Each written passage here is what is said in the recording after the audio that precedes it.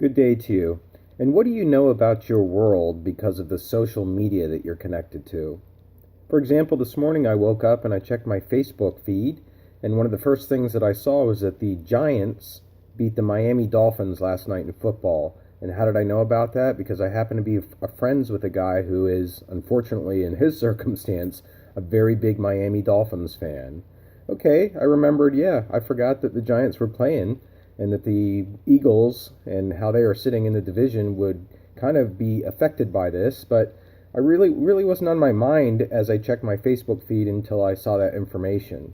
And it's an example of something I found out about the world through my social media. And that's why you know people like Jenna Marbles, who's never been on television, who's never been in newspapers, who's never been in magazines, but who's only been an internet sensation. That's how you know, as the book says, about astronauts like Hatfield, and even old astronauts from the 1960s you can still find on the internet. So the point of opening the chapter this way, and our very first chapter that we're discussing in this class, is to point out that the role of social media and the internet and really handheld devices has radically changed the way that mass messages are distributed now. So this chapter takes on that subject by introducing the whole idea of what communication is. And communication, as the book defines it, is simply interaction through messages. It's messages and the interaction between people communicating those messages that makes communication possible. So now as we proceed through the chapter, the book goes into different levels of communication, and these levels actually comprise the field of communication studies. And so as we talk about these, consider that this is what the Department of Communication Studies is all about, and when you get a degree in communication studies, this is what you'll be an expert in. And the first level of communication starts with that kind of communication that occurs within our heads. That's called intrapersonal communication. Intrapersonal communication. It's like when you're going to take an exam for class and you try to psych yourself up by saying, I know I can do this. And then when you get in the exam, you say to yourself, well, is it A or B? You're talking to yourself even though you're not mouthing anything. You're having intrapersonal communication. And that's different from the second level of communication, which is interpersonal communication. Interpersonal communication is communication between two people, from one person to another. And as such, it's heavily relationship-based, between two people who know each other, who may be involved romantically, who may be really good friends, who may be a mother and a daughter, who may be two brothers. It's two people that have a history together, and in most cases, and the interpersonal communication describes the communication they have between them. That's different from the next level of communication, which is group communication. In group communication, you have people numbering from 3 to 15, and because they are a unit in a group, the communication is very different. For example, somebody often emerges as a leader in that group, while somebody else will feel somewhat shy in the face of other people who are more overt in their communication. Students notoriously don't like to work in small groups at school because of the differences in schedules of getting together, and also the differences in what people expect to get out of the project and what effort they're willing to put into it. That's all part of group communication. And that's different from the next level of communication, which is mass communication. In mass communication, you have messages being sent to thousands and sometimes millions of people. And there is always a technological device that is involved that facilitates that delivery. It could be a TV, it could be a cell phone. Mass communication has something very unique about it in that its audience, compared to the other audiences for the other levels of communication, its audience for mass communication is very anonymous. That is to say that when you're watching a TV show, let's say it's Orange is the New Black, and you're watching it on Netflix, there are thousands of other people who you will never meet who are also watching this TV show. And although you may tweet about it and you may come into contact with them, when you're watching the show, they are anonymous to you. So that sums up the different levels of communication that are talked about in our field, and we're of course focusing in this particular class on mass communication. And just as a side note before we leave, it's important to make a note that in today's internet age, you can't always define communication as being strictly interpersonal or strictly group communication. For example, if you watch Dr. Phil, for example, if you see an episode of that and you see Dr. Phil talking to a parent about their errant child, okay, that's interpersonal communication, but it's also mass communication because it's being distributed by television. So, in fact, the levels of communication, primarily because of the internet, mix together today. Now let's go on to talk about what makes up the elements of the basic communication process. That is to say, anytime communication occurs, what elements are involved? Well, one element is a sender, somebody who initiates the message. It could be a blogger. It could be a person who sits down next to somebody on the bus and says, "What's up?" The next element is the message. The message is the content of the communication, what's being spoken, what's being visualized, what's being used as an emoji in a text. It's the message or the content, and that involves a certain level of what we call, encoding. That means the sender has to think of how they want to encode a message. If you want to say "I love you" during Valentine's Day, you have to think about it. Do you want to just express that by sending a dozen flowers? Or do you want to actually write it out in the sand on a beach? That's encoding a message, thinking about what symbols you want to put into the message. And then there is the element of the channel. That's what carries the message. It could be a TV. It could be a handwritten note. It could be a telephone call. If you run out of money during the semester and you want to ask your parents for money, what's the channel that you choose that gives you the best chance and shows them that you care the most? Is it going in person? Is it sending an email? Is it sending a text? Channels have a lot to do with the method of communication and what the outcomes are. And then there is the receiver as an element of communication. That's the person who receives the message. Could be an audience or it could be one person. And the receiver is involved in decoding the message. It's the opposite of encoding. It's deciding what a message means. If you come home and your roommate has left the dishes out, you may be saying to yourself, they're sending me a message that I need to clean up the dishes. Or you could say, you know what, I think they just forgot they were in a hurry. It depends how you decode that message.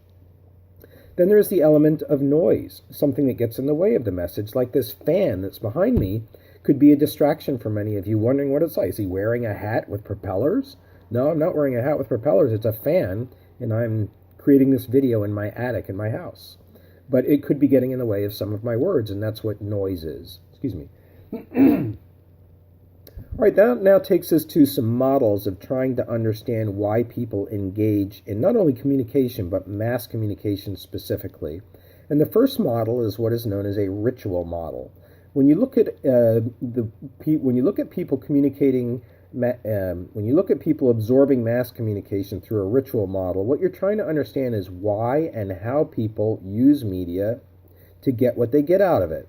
So it's as if saying that people watch a TV show not necessarily because they want to see what the show is, because it's a way of spending time together. That's what a husband and wife may do before they go to bed. They have a ritual of watching TV before they go to bed. It brings them together. It gives them something to talk about. It puts them close on the space of the mattress. It gives them intimacy in some cases. That's what a ritual model is all about, is how and why people come together to use media. When you see a bunch of students sitting in the lobby of their dorm and they're all on their cell phones, why are they doing that? It's because it's making them feel as if they are removing the awkwardness of sitting and facing each other and talking about subjects that others may be uncomfortable with. That's what the ritual model asks. And that's different from the next model, which is the publicity model. In the publicity model, it's about mass communication trying to draw attention to a person or an event. So a good example is Donald Trump, who's constantly in the news and he's constantly giving interviews. In fact, he's breaking the mold of presidential campaigns by not taking out advertising. He doesn't need to because he's getting excellent media coverage, because he's very available. He goes on every talk show he can. He calls into talk shows. He's using the media to draw attention to himself. It's a publicity model. And that's different from the third and final model, which is the reception model. In the reception model of communication, you're trying to study how audiences create meaning from a mass communicated message. Why is there such an amazing following for The Walking Dead as a TV show? There's an amazing following on social media. There's an amazing following in the fan base. There's an amazing following of watching the show. What does it do for people? Does it really create for them a world in which they imagine zombies are going to be walking around? Or is it something that they're doing because they're suspending belief in the idea that there are zombies and just pretending what it's like to fantasize with a bunch of really weird-looking people who are dead walking around and creating havoc? The reception model is all about that. What is the meaning that people get out of that? And now that takes us to the part of the chapter that talks about the evolution of our mass communicated world, or the evolution of our mass media world. And this outlines for us where we'll be going in the next chapters in the book, because it sketches for us the brief history of the development of mass communication, which we usually start by understanding how a technology was invented, and then we go on to talk about the effects of that technology.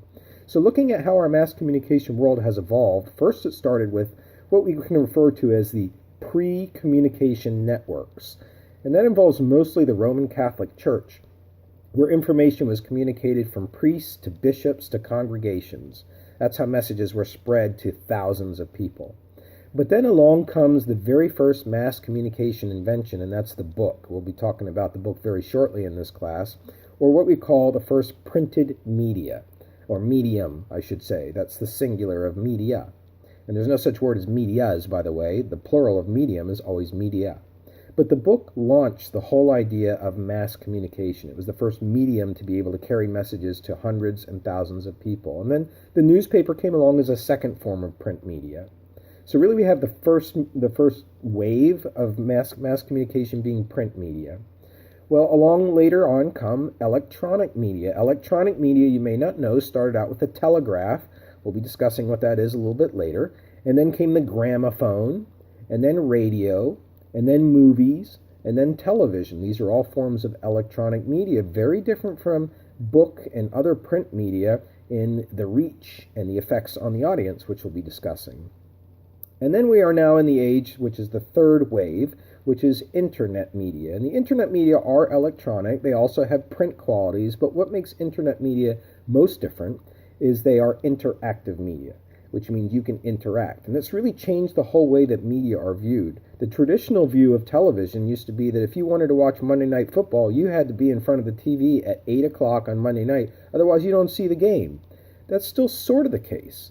But for most shows today, they are archived. You can get to them through TiVo or through YouTube, or you can just save them on your handheld device and watch them at your leisure. So the previous way of watching TV, the previous way of listening to radio was referred to as appointment television. You had to make an appointment to go see it. Now today, media are interactive. You get to choose. You get to push the buttons on your phone that decide when to start it.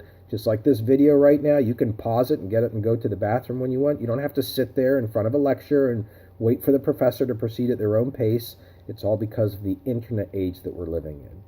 And now that takes us to the final concept in the book that we're going to discuss, which is media literacy. Media literacy is all about how you understand what media are doing and how they operate. And that really takes some learning. The first time you watch television, if you grew up in the woods, you were a feral child, and you watched TV, you wouldn't understand it because there's all these moving parts on the screen. It takes literacy to watch television, and there are various levels of literacy, just like you have literacy when you learn to read. The first level is cognitive literacy. You have to learn how to think about something. So in the case of reading a newspaper, for example, you have to learn to read across one line, bring your eyes down to the beginning of the next line, start that line, and then finish a paragraph as a chunk in your mind. That's requiring thinking to be able to process that information. But then there is also a dimension of media literacy that is emotional. That is how the media make us feel. The joy that you feel when you watch the Macy's parade, for example. The sadness that you feel when you see yet another mass murder that's been committed in the United States or somewhere else. There's an emotional dimension that media tap into that help us understand them as well. It's a dimension of literacy. Thirdly, there's a dimension of aesthetic literacy. That's appreciating the beauty of something, like the graphics in a television program, or the special effects in a James Bond movie, or the colors in a graph in a magazine, or a model's beauty in a male or female magazine. It's about aesthetics of the medium. And then finally, there is the literacy dimension of morality, or moral literacy, and that is, are media right? A lot of people are asking right now, are media helping or hurting these gun deaths that keep happening? Even most recently here in East Stroudsburg, where somebody was gunned down in Walmart just 3 nights ago. Are media causing that to be more common because of the coverage of these events? Or are media helping to bring awareness that will eventually bring about some sort of containment of this kind of violence? It's a moral question. It's a question of moral literacy in the media. So there you have it. That wraps up our first chapter. Now you'll be proceeding to the quiz and then to the discussion question. Have a great day.